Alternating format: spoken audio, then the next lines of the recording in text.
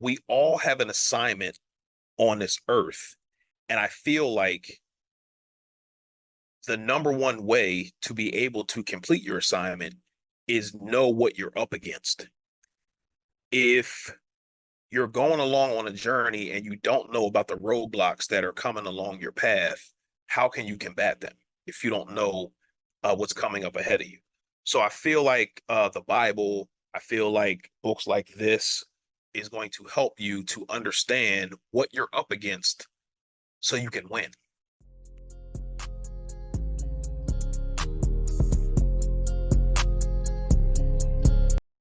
Hey, hey, hey, family. This is Che Willis coming back with another episode of Wealth is a Journey podcast. Guys, this is episode 75. 75 weeks of putting out this podcast. Before I start, man, I just want to say thank you to everybody who supported, who's given feedback, who's given an encouraging word. Um, any way that you've poured into me, whether it was good or bad feedback, it's all feedback because it's going to help me to put out better content for the listeners and the watchers. So I just want to say thank you for being on this journey with me.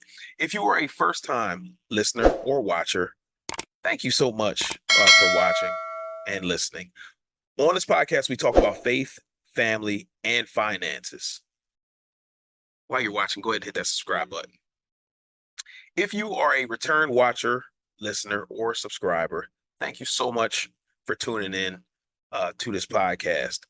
Hopefully, we are enriching your lives on the way to these M's, and we are on our way to the M's. So last week, guys, we talked about fear, and I think fear is an important topic to talk about because it can stop you from getting to your destination, whatever journey you're on. Because again, wealth looks different for everybody, and whatever journey you're on, fear can definitely stop you. So I'm just going to briefly just talk about the three steps that we talked about last week.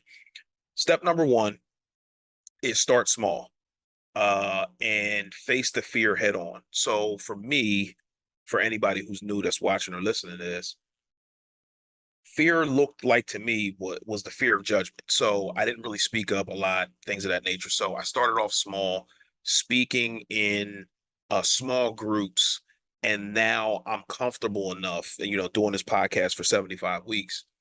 Now I'm comfortable being able to talk to and talk about um, financial literacy and things of that nature. And I'm not scared anymore because I know that for my previous fear specifically, that people are going to judge you regardless of what you do. So it doesn't really matter as long as you are um, adding value, then that's what we need to just continue to do. Just continue to add value, and everything's going to be fine. Number two is question where the fear is coming from or where that thought is coming from. So I talked about last week that the enemy is basically like negative energy. So any negative thoughts and things like that that may come at you, you have to question where it's coming from and understand whether it's a real thing or not. Meaning that, hey, if I put this podcast out, people are going to hate it. Is that an internal thing, or do you know that to be true? No, you don't know that to be true because you haven't put it out yet. So you don't know who's going to hate it or not. So you have to question where that thought is coming from. And if it's not coming from a positive place, then you know it's probably the enemy planting a landmine in your mind. So we have to combat that. Then the third thing is uh, who is it going to hurt if you stop doing what you're doing? So for my wife and I, we had our finances separated for those who are first time listeners. We came together, we combined our finances. We were able to do so many great things for our family. We paid our house off. We paid for things cash. We were able to build up a savings account, a 529 plan for our son. So he can now go to school for free. So he doesn't have that burden of debt when he goes to school. So my thing was, what if we had quit, and what if we had given up on our journey? What if we had stopped when we hit a bump in the road, when we were putting our monies together, when we were combining our finances? So you have to think about those things while you're on your journey, because fear, I feel like, is the number one killer of dreams. You have a fear of judgment. You have a fear of what if they don't like this, or what if they don't like me, and it hinders you from living your best life and being the best version of yourself that you can be. So hopefully that makes sense. So today we're going to move into more tricks of the enemy, because again, we need to know these things, right? So I'm still reading this book, Outwitting the Devil. My favorite book by far, besides the Bible. It's my favorite book because if you've lived for a certain amount of time and you read this book and you're paying attention, there's so many different nuggets in there that you can kind of recognize and understand, like, oh, that's why that happened. Oh, that's why um, I have an assignment, and these thoughts tried to take me off course. In the book, it's talking about the devil, anyway, being basically negative energy. So negative thoughts that come in your mind and things of that nature, you need to know, so that you know how to combat it. So we all have an assignment on this earth, and I feel like the number one way to be able to complete your assignment is know what you're up against. If you're going along on a journey and you don't know about the roadblocks that are coming along your path, how can you combat them if you don't know what's coming up ahead of you? So I feel like the Bible, I feel like books like this is going to help you to understand what you're up against so you can win. And that's what we're trying to do. So the podcast today, it's about money, but it's really not, because if you can get through the roadblocks in your head and understand what you're up against, then when you're on your way to the bag, when you're on your way to invest, when you're on your way to do great things out here in this world, again, you know what you're up against. So for me, just a quick story for those who have not heard maybe the beginning episodes of this podcast. I was driving along. I was on my way to a bachelor party, right? And on my way down, I hear on the inside, there's no audible voice or anything like that. I hear, um, like, I just hear my name on the inside. And I'm looking around. I'm like, yo, I know I'm in here by myself. And please don't think I'm crazy, because I'm not. But what happened is I say internally, what? And then I hear, I want you to help people. So from that point on, and I like I'm bawling, crying, like driving down the road. It was crazy. But the thing about it is at that point in time, I knew what my assignment was. Now, what I didn't know was how to execute helping people. So any chance I got to help somebody, I was always doing it, because I just knew that that was my assignment. Now, was I doing it the right way? I don't know, but I just knew that this is what I need to be doing. Are you tired of living paycheck to paycheck? Are you tired of using your credit cards as an emergency fund? Are you tired of getting stressed out anytime you think about money? If the answer to any of those questions is yes, I'm here to help. My name is Che Willis, and I help families living paycheck to paycheck live the life that they want to live through budgeting and investing. And I understand the word budgeting may be scary. However, we're trying to take the fear out of that word. All we're doing is telling our money where to go, as well as reducing our expenses and taking that money, marching it into the marketplace, and making us some money babies. That's all we're doing. So if you need help, please go to wealthisajourney.com. Again, wealthisajourney.com. There are free resources on there for budgeting tools. There are digital products on there to help you on your investing journey, and there's one-on-one coaching. So if you need help, go to wealthisajourney.com today. I look forward to seeing you soon. So, one of the things, now that I know this, I also need to know that the enemy has tricks up his sleeve to get me off course. So in the book, it talks about the enemy getting you. One of his best tricks is to get you to drift. And the drifting part is more so like, okay, say you go to the beach and you got your stuff right in front of you. You go out into the water and then you turn around and then you start just like drifting away. And then you turn around and your stuff is way over there. And you're like, yo, how did I get all the way over here? That's basically what the drifting is.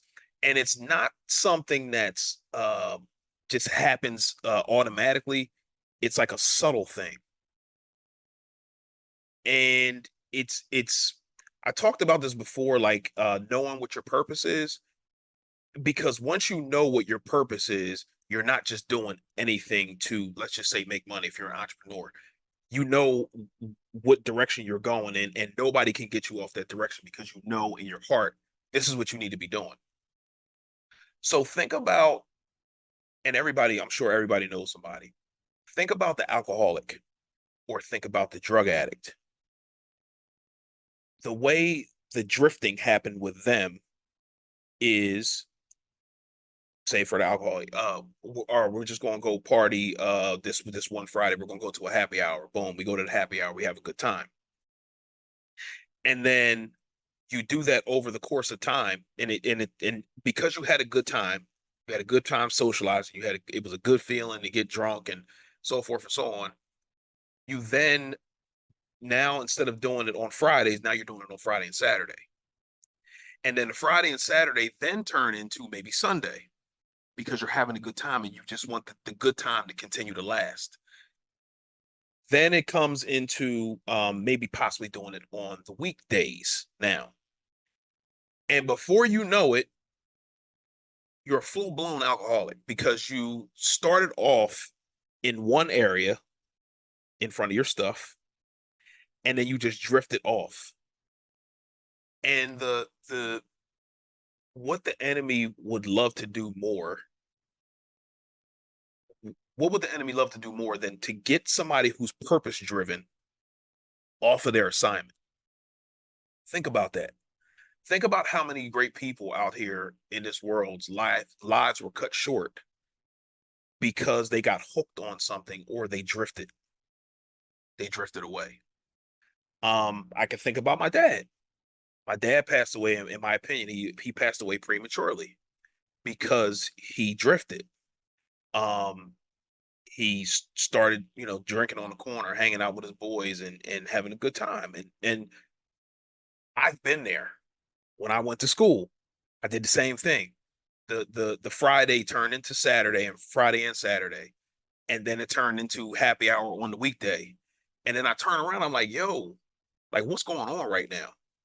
So then I had to kind of separate myself from a lot of my friends that I was hanging out with because I knew what my assignment was and I knew the direction that I was going did not line up with where my assignment was.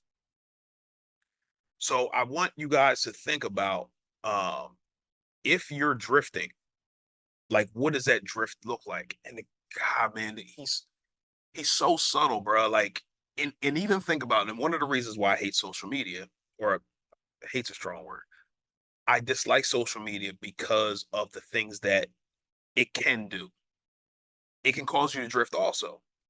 Think about the time that you go on there for one thing, and then 30 minutes later, you're still on there and you have not completed the assignment that you went on there in the first place for. Think about that. Uh, that's another way to get you drifting because you have the number one asset that you have is time. And if you're wasting your time scrolling, then that means you're not completing your assignment in a timely fashion, which could be tied to you making the money that you want to make to pay off the things that you need to pay off so then you can invest as much money as possible for those who are in debt, right? And I say he's subtle because like it can, you don't even have to be on social media, right? It could be a situation where you get put on a text group, and then on that text group, people are sending um reels or memes and things of that nature. And it's funny, yes, it is, it's hilarious, like the things that are sent, but it takes you off course of what you're supposed to be doing because you could be working on a task or something that's going to move the needle in your business or something that's going to move the needle at work. But then you get an alert, then you look at your phone, you click on there, and then you start laughing, and then something else pops up, and then you start laughing. And the thing is that, am I saying not to stop what you're doing and have a laugh because you probably need it? No, I'm not saying that. But if you know yourself and you know that that's a distraction for you, then those are the things that the enemy uses to get you to drift away from your assignment. So hopefully what I'm saying is making sense, and I'm not calling anybody out or anything like that, but I just I want you to understand that making money is not always about the making money part. It's about all the things, the mindsets, the things that we're not really thinking about can stop us from making money. We have to understand what roadblocks are in front of us so we know how to get around them and go over them and get to where we need to be in life. So I also want you to understand, like, although I consider myself a mentally tough person, like I struggle sometimes with understanding that I'm drifting. And it's kind of like, lifting weights or working out or whatever the case may be. Like you have to understand and build the muscle to understand what's happening to you, and knowing that, hey, I'm drifting away, or hey, I'm being taken off course. I have an assignment here. I need to focus on my assignment. And it's a muscle. So sometimes I may be, again, scrolling. And 20 minutes later, I'm like, yo, like it's time to go. It's time to get off of here because this is not what I'm supposed to be doing. It's not productive. It's not productive stuff. Like if you're on social media, you're being productive, that's fine. But for me anyway, it happens to me. I'm sure it happens to everybody else. But you just have to understand um, what you're up against because it happens so subtly, and it's not just about social media. It's not about just smoking and drinking and all those things. Like he could take you off course in a lot of different ways. It could be a family member.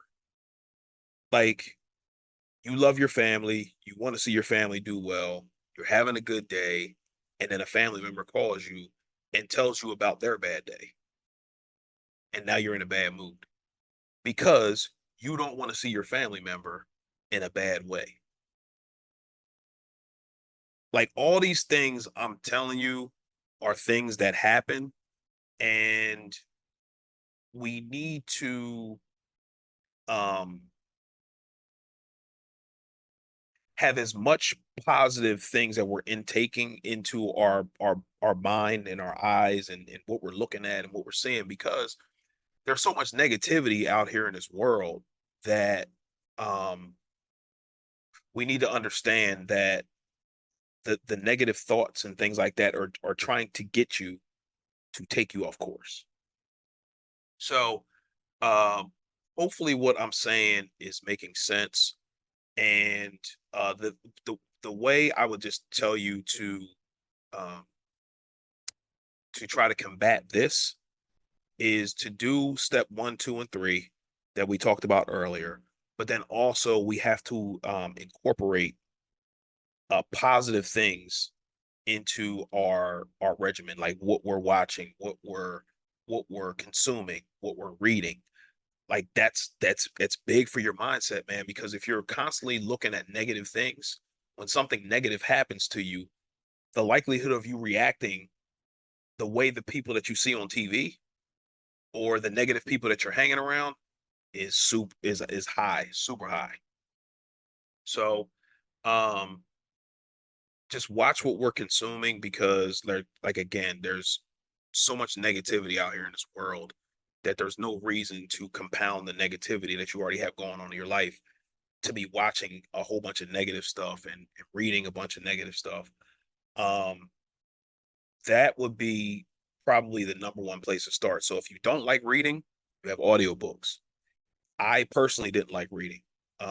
So what I did was I sat down with my son and took that time to spend with him, and we read for 20 minutes. And then once I got used to the 20 minutes, then I increased it to 30. And then the 30 turned into 45, and then an hour. And now I can read for a long period of time. And it's not a big deal because I started off small, which was step number one, which we talked about earlier. So now that I'm reading these things, I can recognize when negative thoughts, like if I'm reading good things, or watching good things, then I can recognize when those negative thoughts come into my mind. And it doesn't, I'm not perfect at this. So please understand that. But when those negative thoughts come into my mind and I think on them long enough, then I can understand that, yo, where did these negative thoughts come from? And I need to push them out of my mind or continue to positively affirm myself and understand that things are not as bad as they appear, or they're it's not all doom and gloom. And then the third thing again goes back to the third thing is if I stopped doing what I'm doing because I'm focused on all the negative things, then who am I hurting? Number one, I'm hurting myself. Then it goes down to my family, and then my sphere of influence, which are my friends. So um again, everything that you go through is not about you. So understand that, and know that you have an assignment out here. Now, what that assignment looks like, I don't know. I told you the way it happened to me, and it doesn't happen that way for everybody. So I would just say that whatever you're good at, wherever you're flowing in your creative genius, then that's probably what your assignment is. So my creative genius is budgeting. And then now I'm a good investor because I started out in my creative genius, which is budgeting. And you can't invest money you don't have. So that's it. Um, so that's all I have for you guys today. Hopefully this has helped somebody, and hopefully you're recognizing as you're, thinking back in your mind about areas of opportunity for you to turn the negative thoughts into positive thoughts, and affirming yourself and speaking good things over your lives. Like it's clutch, man. So thank you for tuning in. Wealth is a journey. We will see you next week.